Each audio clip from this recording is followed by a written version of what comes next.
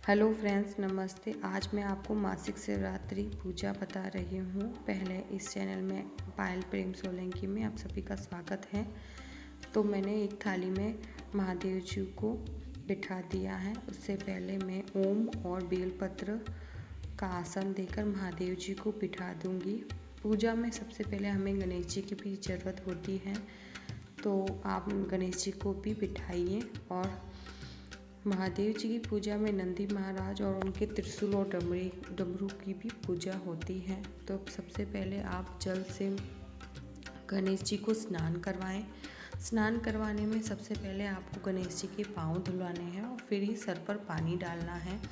गणेश जी को स्नान करवाने के बाद में हम दूध से स्नान करवाएंगे गणेश जी को, और एक धार बनाते हुए हम गणेश जी को स्नान करवाएंगे और मंत्र बोलेंगे, गण गणपताय नमो। और अगर कोई आपको और कोई मंत्र आता है तो आप वो भी बोल सकते हैं। अब फिर से हम जल से स्नान करवाएंगे और गणेश जी का स्नान हम संपन्न करेंगे।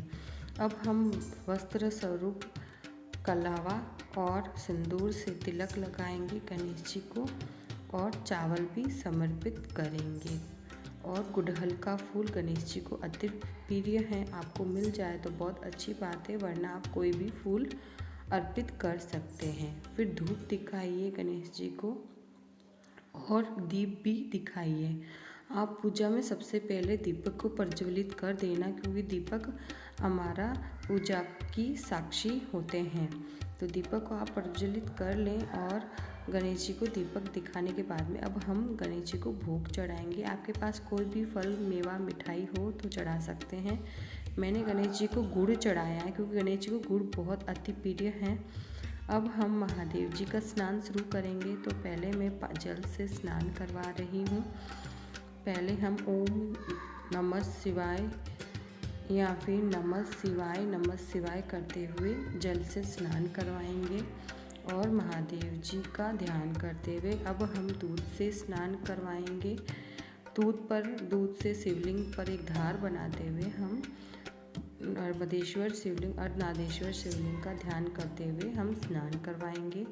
आप इसकी जगह पार्थिव शिवलिंग भी ले सकते हैं। फिर हम जल से स्नान करवाएंगे। अब हम दही से स्नान करवा रहे हैं।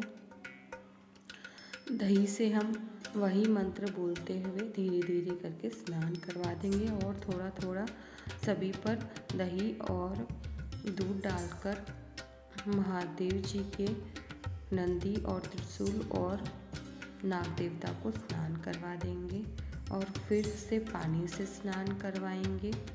और उसके बाद में हम महादेव जी को नमस्कार करते हुए सभी जो भी गंध आप रखे हैं, पानी, जल, गंगा जल, अब मैं शहद से स्नान करवा रही हूँ। शहद से स्नान करवाएंगे और महादेव जी का ध्यान करते हुए। मासिक शिवरात्रि हर महीने की 14 को आती है और उसी दिन हम मासिक शिवरात्रि मनाते हैं और इसी दिन हम महादेव जी की पूजा करते हैं। अब मैं गंगा जल से स्नान करवा दिया है मैंने, और पानी के अंदर भी आप जब जो स्नान कराए उसके अंदर गंगा जल मिक्स कर दें। अब हम महादेव जी को अच्छे से स्नान करवा देंगे। आप पंचामृत भी ले सकते हैं। मैंने एक एक चीज़ को अलग करके स्नान करवाया है। अब हम महादेव जी को अच्छी तरह से स्नान करवा देंगे, नंदी महाराज को भी, और उनका स्नान संपूर्ण करेंगे। अच्छे से आप स्नान करवा दें। अब हम महादेव जी को वस्त्र स्वरूप कलावा अर्पित करेंगे। कलावा अर्पित करेंगे। नंदी महाराज को भी कलावा हम अर्पित करेंगे और त्रिशूल भगवान को भी हम कलावा अर्पित करेंगे। ये हम वस्त्र स्वरूप मानते हुए कलावा अर्पित करते हैं। अब आप महादेव जी को तिलक लगाएं या फिर इत्र लगाएं। अब मैं इत्र लगा रही हूँ महादेव जी को। आप भी महादेव जी को इत्र ज़रूर लगाएं। इत्र लगाने पर शिवलिंग की शोभा और ज़्यादा बढ़ जाती है, उसमें चमक भी आ जाती है और महादेव जी को इत्र बहुत ज़्यादा पसंद है।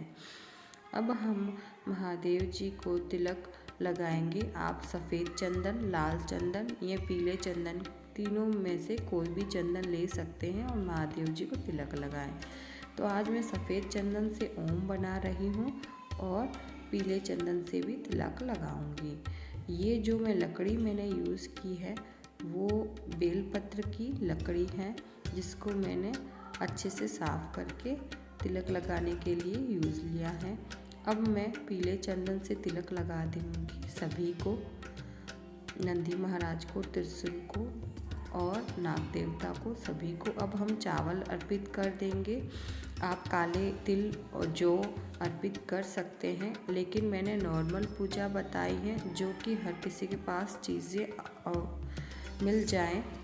अब मैं सफ़ेद फूल चढ़ा रही हूँ। आप केतकी का फूल छोड़कर कोई भी फूल चढ़ा सकते हैं। महादेव जी को सफ़ेद कलर अति प्रिय है। महादेव जी को लाल फूल भी चढ़ाएं।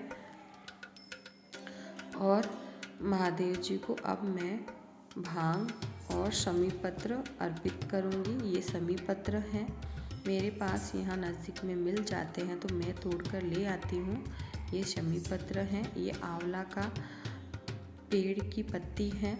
ये भांग है, भांग भी हमारे यहाँ मिल जाती है तो मैं वो भी तोड़ कर ले आती हूँ। महादेव जी को भांग अर्पित करें।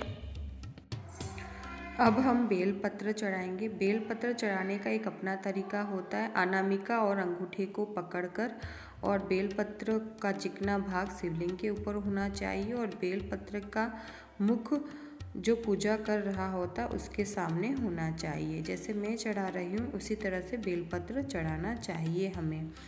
बेलपत्र आप 5, 11, 21 एक ही में रखकर आप बेलपत्र चढ़ा सकते हैं। और बेलपत्र चढ़ाने के बाद में अब मैं नंदी महाराज को फूल अर्पित कर रही हूँ और अब मैं धूप महादेव जी को दिखा रही हूँ। अगर आपको दुर्वा मिल जाए तो आप नंदी महाराज और गणेश जी को ज़रूर चढ़ाएं। और धूप दिखाने के बाद में अब महादेव जी को हम दीप दिखाएंगे। दीप दिखाने के बाद में हम महादेव जी को भोग ज़रूर चढ़ाएंगे। भोग में आप कोई भी फल मेवा ले सकते हैं, लेकिन मैंने मिश्री ही लिया है जो मेरे पास अभी अवेलेबल है, मैं वही चढ़ा रही हूँ। महादेव जी तो एक लोटे से भी, पानी जल से भी खुश हो जाते हैं, लेकिन हर किसी का अपना भाव होता है। जो चीज़ें हमारे पास मिल जाती हैं वो हमें ज़रूर चढ़ानी चाहिए। हमें पूजा में स्टील के बर्तन नहीं लेने चाहिए, हो सके तो, अगर ना हो सके तो फिर वो नहीं कह सकते हैं। अब हम भोग चढ़ाने के बाद में घंटी ज़रूर बजाएंगे। धूप दिखाते वक्त ही घंटी बजा लेनी चाहिए थी, लेकिन मैं उस वक्त भूल गई थी। अब मैं घंटी बजा रही हूँ। महादेव जी की पूजा संपन्न हुई है। अब हम पूजा में जो भी भूल चूक हुई हो उसकी क्षमा याचना करेंगे। कहेंगे महादेव जी जो भी भूल चूक हुई हो इस पूजा में हमें माफ़ कर दीजिए। दक्षिणा में आप 5 रुपये, 10 रुपये या 1 रुपये या जितने भी आपसे हो सके वो ज़रूर चढ़ाएं। और जो भी भूल चूक हुई हो पूजा में वो पूर्ण हो जाती है और पूजा आपकी संपन्न हुई। अब इस जल को आप तुलसी के पौधे के अलावा किसी भी पौधे में आप डाल सकते हैं। कहीं ऐसी जगह न डालें जहाँ गंदगी हो, बाकी आप कहीं भी इस जल को डाल सकते हैं। मिलते हैं अगले वीडियो में। धन्यवाद। हर हर महादेव, हरे हर शिव शंकर।